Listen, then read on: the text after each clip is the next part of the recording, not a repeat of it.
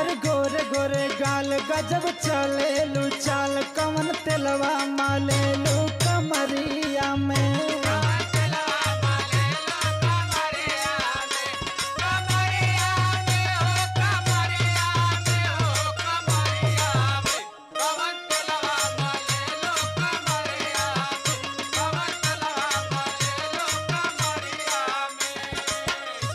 यही से कहली कि 2-4 ले पढ़ ला तो नाही तू तो पुलिया गोरबा।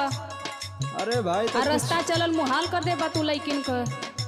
भाई तो समय है उम्र है कुछ समझा भाई। हाँ तो समय उम्र है तो तोरे खातिर हमार बात सुना हमके तू का बनौले हुआ।